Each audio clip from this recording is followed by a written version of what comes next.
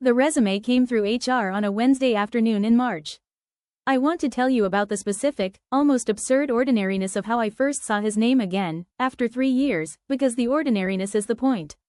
There was no dramatic phone call, no mutual friend delivering news with careful gravity, no chance encounter on a street that required either of us to perform composure we did not feel. There was an email, a standard recruitment notification, forwarded by my head of talent with a brief note. Strong candidate for the senior strategy role. Thought you'd want to review personally given the seniority level. I opened the attached resume the way I opened every senior candidate's resume, methodically, professionally, looking for the shape of someone's career, the decisions they had made, what they might bring to the agency I had spent 3 years building from nothing. The name at the top was Richard Vance. My husband, my ex-husband. The divorce had been finalized 2 years and 8 months earlier. I sat with the resume open on my screen for a long moment.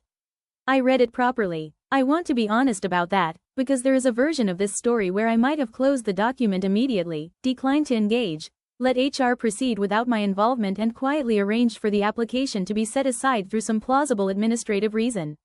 I did not do that. I read his resume in full, the trajectory of the last 3 years laid out in the careful, slightly desperate language that resumes adopt when the actual story underneath them is one of decline. The senior role at his old firm, listed prominently, followed by a gap. A smaller role at a company I had never heard of, listed with a job title slightly inflated from what I suspected the actual position had been.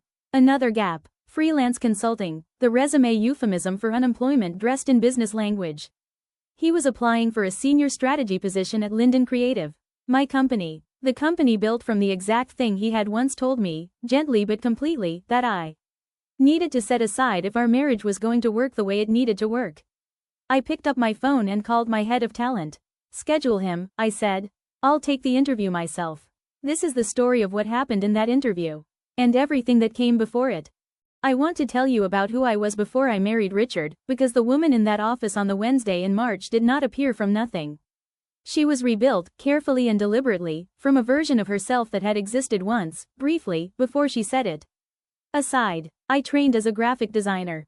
Not as a hobby, not as something I dabbled in alongside more serious ambitions, as the specific, total focus of my early 20s, the thing I had wanted since I was 16 years old and had discovered, in a school art class, that I could make images say things words could not.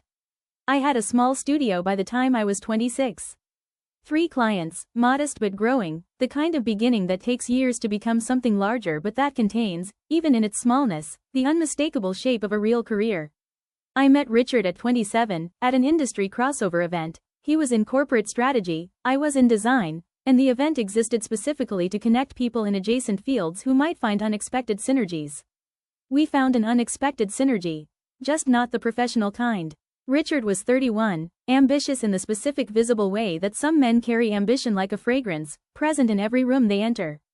He was funny, attentive in the early months in the way that attention works when someone has decided you are worth the effort, and he had a clarity about his career trajectory that I found, at 27, genuinely impressive. He was going to make partner at his firm by 35. He told me this on our second date, with the specific confidence of someone who had already mapped the entire route. I admired that confidence. I did not yet understand what it would eventually require from me. The conversation that changed everything happened 18 months into the marriage, on an ordinary Tuesday evening, over dinner, in the specific unremarkable way that life-altering conversations often arrive. Not with warning, not with the gravity the moment deserves, but folded into the ordinary texture of discussing the day. Richard had been offered a significant promotion, a role that required, among other things, considerably more travel, considerably more evening client entertainment, and a level of availability that he described, carefully, as demanding in ways we should probably talk through together. I want to be fair to Richard here, because the easy version of this story makes him a villain from the very beginning, and I do not think that is accurate. He did not demand that I give anything up. He did not issue an ultimatum. What he did was something more subtle and, in its way, more effective. He described the practical realities of his new role, the specific logistical challenges it would create for our household, and let me arrive, on my own, at the conclusion he needed me to arrive at. My studio's still small, I said. I could probably scale back the client load for a while, just while you're settling into the new role. Make things easier. He did not say yes immediately. I want you to notice this, because the absence of immediate agreement made the eventual agreement feel like my idea rather than his. Only if you're comfortable with that, he said. I don't want you to feel like you're sacrificing anything important. I scaled back. 6 months later, when his role expanded further, international travel now, 6-week stretches abroad that required someone to manage the household, the social obligations that came with his rising visibility, I scaled back again. By the end of the 2nd year of our marriage, my studio had closed. I had not been told to close it.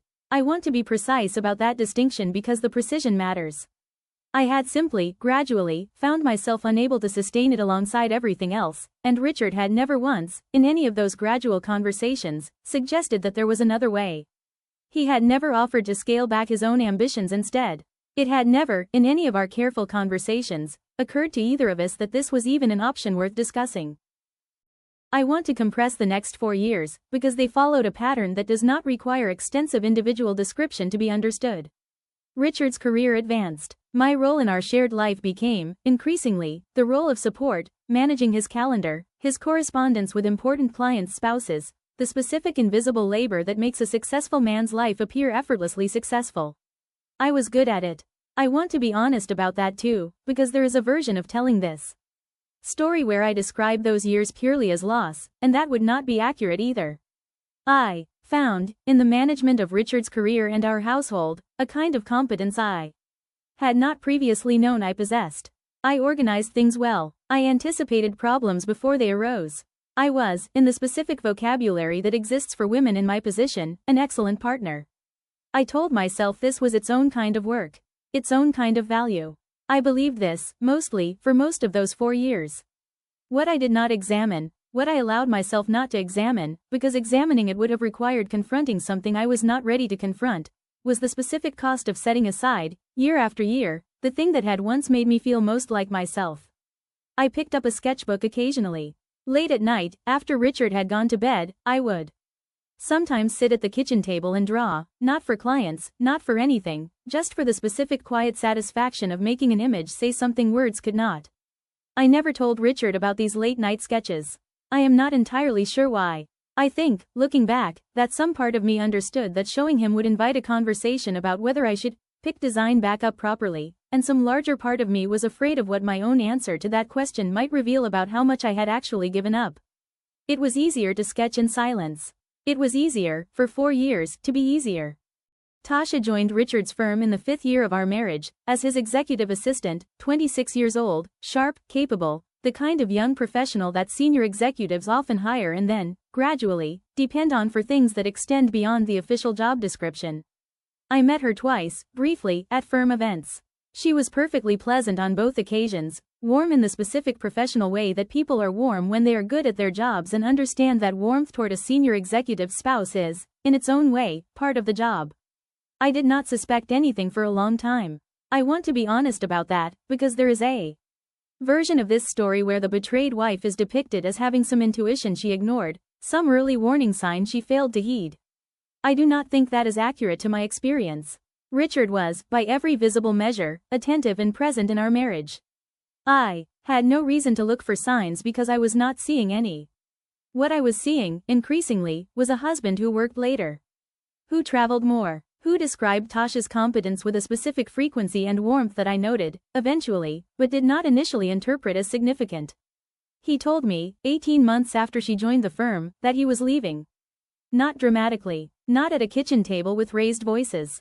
In our bedroom, on a Sunday evening, with the specific careful gentleness of a man who had clearly rehearsed the conversation and was determined to conduct it with as much decency as the situation allowed. I've fallen in love with someone else, he said. I didn't plan for it to happen. I want you to know that. But it has, and I don't think it's fair to either of us to pretend otherwise. I asked who. He told me. I sat on the edge of our bed and thought, with a clarity that surprised me even in the middle of the devastation, about 4 years of sketches drawn in silence at a kitchen table, 4 years of a studio gradually, gently, dismantled in service of a career that had now, apparently, made room for someone else entirely. How long? I asked. 8 months, he said. 8 months. Almost the entire time he had been describing her competence to me with that specific warmth. I did not say anything else that evening. I want to be honest about why. I did not have the energy, in that specific moment, to articulate the full shape of what I understood was happening. That moment would come later, in the months that followed, with considerably more clarity than I had available to me on that Sunday evening. He moved out within the week. I want to be honest about the first months after Richard left, because they were not the months of immediate clarity and purpose that this kind of story sometimes implies. They were difficult. They were, in many ways, the hardest months of my adult life. I had given up a career. I had no current income beyond the settlement Richard's lawyers and mine had negotiated, which was fair but not, in itself, a foundation for a life. I had spent 6 years organizing myself around another person's ambitions so completely that I had to relearn, in a practical and sometimes humiliating way, how to organize a life around my own. I cried more in those first months than I had in the previous decade combined. I want to include this detail because I think the easy version of this story skips past the actual cost of what happened, in service of getting to the satisfying rebuilding faster than the rebuilding actually occurred. It did not occur quickly. What occurred, slowly, over the first 3 months, was a specific kind of clarifying anger that began to replace the grief. Not anger at Richard exactly, or not only at him, but anger at the version of myself who had allowed a studio with 3 growing clients to be dismantled, year by year, in service of a marriage that had, in the end, not required the sacrifice at all. I found the old sketchbook in a drawer in month 2. I sat with it for a long time. Then I opened my laptop and began, carefully and tentatively, to reach out to the few contacts I had maintained from my old design work, the people who had once been clients or near clients before the studio quietly closed. I did not know, in that moment, that I was beginning the thing that would become Linden Creative. I only knew that I was tired of being easier. I met Priya Sharma through one of those old contacts, a brand consultant who had worked adjacent to my original studio years earlier and who, hearing I was getting back into design, suggested I meet a friend of hers who was looking for a creative partner for a new venture. Priya was 34, sharp in the specific way of someone who had spent a decade in brand strategy and understood, with precision, exactly what made companies succeed or fail in a crowded market. She had left her corporate role the previous year to start something independent and was looking, specifically, for a design partner whose creative instincts she could trust completely. We met for coffee. The meeting was supposed to last 45 minutes. It lasted 3 hours. Your old portfolio, Priya said, near the end of our conversation, scrolling through the work I had done years before the studio closed. This is genuinely excellent. Why did you stop? I told her, briefly, the shape of it. The marriage. The gradual scaling back. The eventual closure. Priya was quiet for a moment. That's a significant talent to set aside, she said. I'm not asking this to be unkind. I'm asking because I think it matters. Do you regret it? I considered the question honestly. Yes, I said, I think I do. I think I regret it more than almost anything else about those 6 years. Then let's not waste any more time, Priya said. I want to build something with you. Properly, equally. No setting anything aside for anyone else's career ever again. We started Linden Creative 4 months later. I am going to compress the next 3 years considerably, the way I have compressed time elsewhere in this story, because the individual events, the early small clients, the slow accumulation of a reputation, the specific painstaking work of building something real from almost nothing, would take far longer to describe than they are useful to recount. Here, what matters is the shape of what grew. Linden Creative began with 2 clients in the first year, small, but real, the kind of beginning that takes patient work to become something larger. By the end of the first year, we had 6. By the end of the second year, 16, including 2 significant accounts that had previously worked with much larger, more established agencies and had chosen us specifically for the quality of creative work Priya and I were producing. By the end of the third year, Linden Creative employed 42 people across design, strategy, and account management, with a client list that included 3 companies in the top tier of their respective industries. I want to tell you what building this actually felt like, because the feeling matters more than the numbers. It felt like coming home to a version of myself I had set aside for 6 years and had genuinely, at points during that setting aside, believed I might never fully recover. I was good at this. Not in the careful, supportive way I had been good at managing Richard's career, good in a way that was entirely, unambiguously mine. Every client win, every piece of work I was genuinely proud of, every decision about the company's creative direction belonged to me in a way that nothing in my marriage ever fully had. I did not think about Richard often during those 3 years.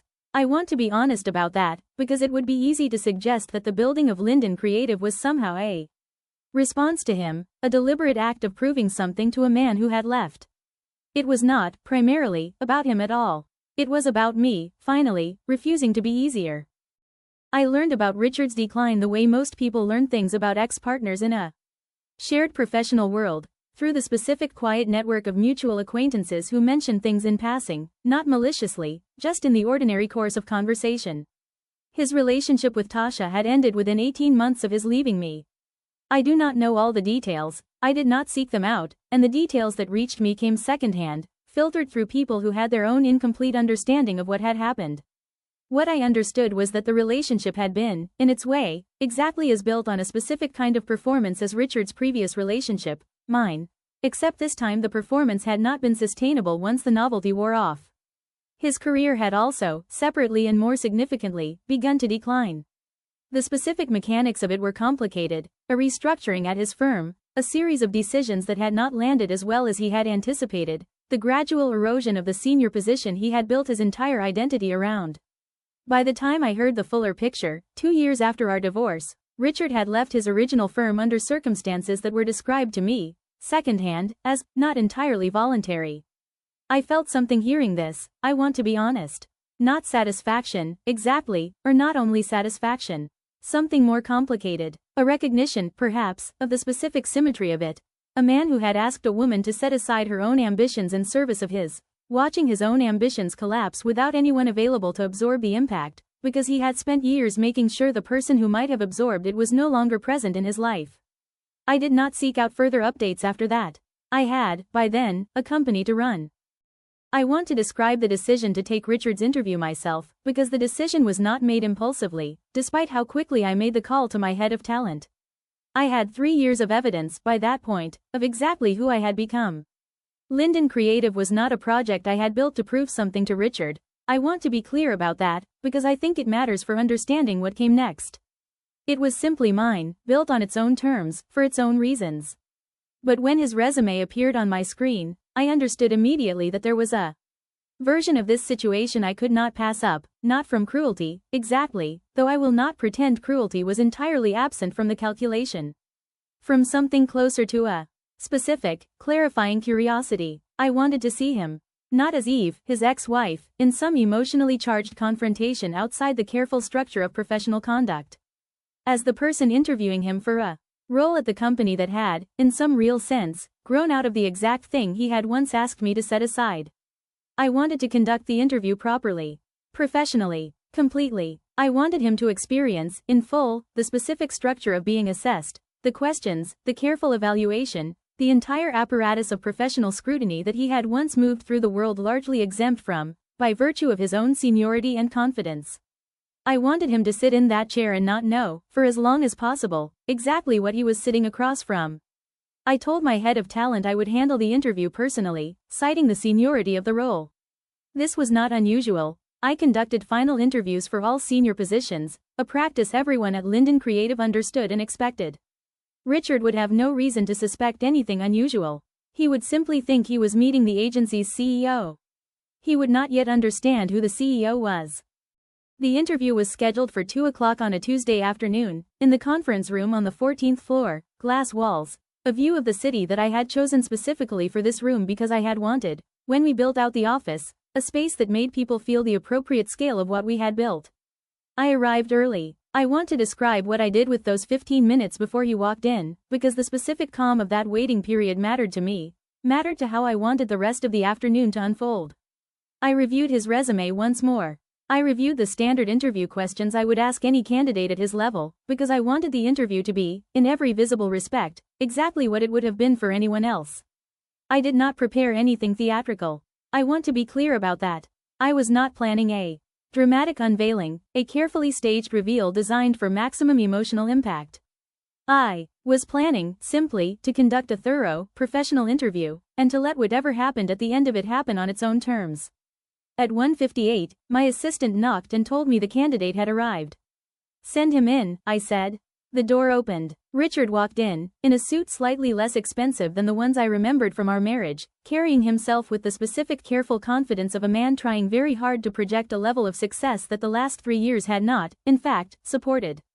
He looked at me. For one full second, I counted it, internally, with the specific precision that comes from a moment you have, in some sense, been waiting for. His face did not register anything beyond the ordinary polite attention of a candidate meeting a senior executive he had not previously met. Then recognition arrived. I watched it happen across his face in stages. Confusion, the specific dawning horror of misplaced certainty meeting an impossible fact, and finally, full recognition, his expression rearranging itself completely. "Eve," he said. "Richard," I said, "please, sit down." I want to describe what happened next in detail, because the detail is the entire point of this part of the story. I conducted the interview properly. I asked him about his experience at his previous firm, the senior strategy work, the specific projects he had led. I asked careful follow-up questions, the kind designed to assess depth of expertise rather than surface-level confidence. I asked about the gap on his resume, the freelance consulting period, in the same neutral, professional tone I would use with any candidate navigating a difficult stretch in their career. He answered, throughout, with the specific strained composure of a man trying to perform competence while sitting across the desk from someone who had watched, up close, exactly what his actual competence looked like when it was not being performed for an audience. "I want to ask you something directly," I said, partway through the interview, in the same even tone I had used for every other question. Linden Creative grew, in significant part, out of a design career I set aside during our marriage. I assume you understand the specific irony of applying here. He was quiet for a moment. "I didn't know it was you," he said. "When I applied, I'd heard of Linden Creative. Everyone in the industry has. At this point, you've built something genuinely impressive, but I didn't connect it to you specifically. I should have. I'm sorry I didn't." "That's all right," I said. "It doesn't change the assessment. I want to be precise about what I mean by that, because I think it matters. I was not performing fairness while secretly planning to reject him out of some need for theatrical revenge. I genuinely meant that his application would be assessed on its merits, exactly as it would be for any other candidate, because I had built Linden Creative to be exactly the kind of place where that was true." I asked him the rest of the standard questions. I assessed his answers carefully, professionally, with the specific rigor I applied to every senior hire. By the end of the 45-minute interview, I had a clear professional picture of where Richard's career currently stood. It was not, on the merits, strong enough for the role. "I'm going to be direct with you," I said, near the end of the interview, in the same way I would be direct with any candidate at this stage. He nodded. I noticed his hands were not entirely steady. "Your strategic experience is real," I said. "The work you did earlier in your career was genuinely strong. I remember some of it, actually, from when we were married, before I knew enough about strategic consulting to fully appreciate it. But the role we're hiring for requires someone who has maintained that trajectory consistently over the past 3 years. Your resume shows a gap, and the roles since then don't demonstrate the level of strategic leadership this position requires." "I understand," he said. His voice had the specific flatness of someone absorbing news he had already, on some level, anticipated. "I'm not going to move you forward to the next round," I said. He sat with this for a moment. "Can I ask you something?" he said. "Not about the role. About everything else." I considered this. I want to be honest that I almost said no, that maintaining the professional frame all the way to the end felt, in that moment, like the more complete version of what I wanted this interview to be. But I said, "You can ask." "Do you hate me?" he said. I thought about this question carefully, because I wanted to give him an honest answer rather than either of the easy ones, the cold dismissal that would have been satisfying in the moment, or the warm reassurance that would not have been true. "No," I said, "I don't think I do. Not anymore. I think, for a while, I did. But building this, I gestured, briefly, at the office around us, the glass walls, the city beyond them. Building this took up most of the space that hatred might otherwise have occupied. I didn't have room for both." "I'm sorry," he said. "For what it's worth. I know it's not worth much. 3 years later, in an interview you didn't have to give me at all. But I am sorry." "I believe you," I said. "I think you're sorry about a lot of things, Richard. I think the version of you sitting in that chair right now understands things about the last several years that the version of you who left understood very little of." He looked at me. "You built something extraordinary," he said. "Out of the exact thing I asked you to set aside." "Yes," I said. "I think about that," he said. "More than you'd probably believe. I think about what I asked you to give up, and what you built once you stopped giving it up, and I think," he stopped. Started again. "I think I cost myself more than I understood, asking for that sacrifice." I just didn't understand it until I'd lost the chance to take it back. I did not say anything for a moment. Thank you for your time, Richard, I said, finally. My head of talent will follow up with the formal decision. I wish you well, genuinely. I hope you find something that fits. He stood. He extended his hand, and I shook it, briefly, professionally. Eve, he said, at the door, turning back, one last time. For what it's worth, I'm glad you found this. Whatever I cost you, I'm glad you found your way back to it. I know, I said. So am I. He left. I sat in the conference room for a few minutes after the door closed, looking out at the city through the glass walls I had chosen specifically for this room, years before I had any idea this particular afternoon was coming. I did not feel triumphant. I felt, more than anything, simply complete. Priya found me in the conference room 20 minutes later, having heard, through the specific efficient grapevine of a 42-person company, that something significant had happened in the 14th floor interview. That was him, she said. Not a question. That was him, I said. How was it? I considered this question for a long moment. Professional, I said. Genuinely professional. I assessed him on the merits. He didn't meet the bar for the role. That part was true regardless of who he was. And the rest of it?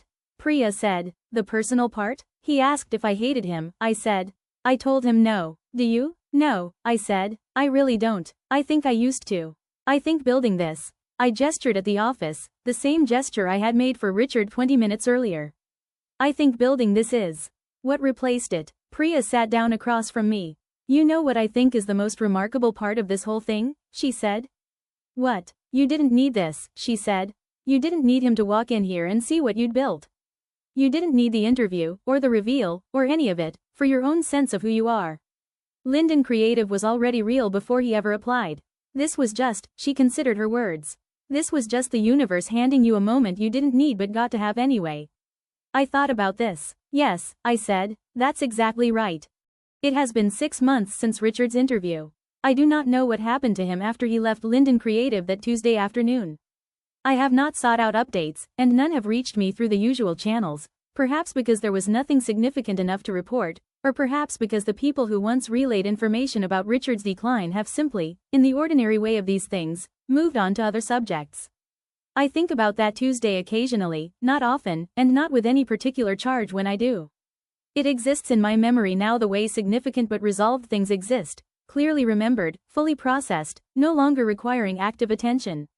Linden Creative employs 51 people now. We took on 2 new major accounts this quarter, both companies that came to us specifically because of work Priya and I had done.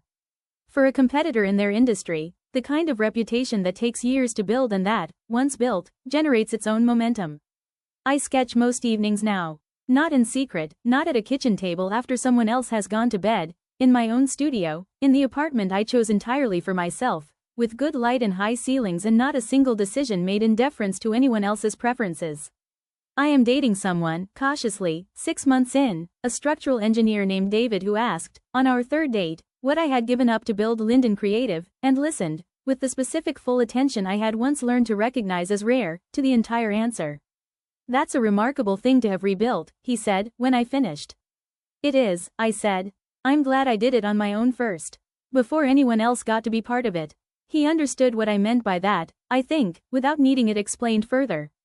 I think about the sketchbook in the kitchen drawer sometimes, the one I found in month 2, after Richard left, the one that held 4 years of late-night drawings made in silence because showing them felt too dangerous. I am not silent anymore. I build things in the open now. Every single one of them is mine. It always should have been.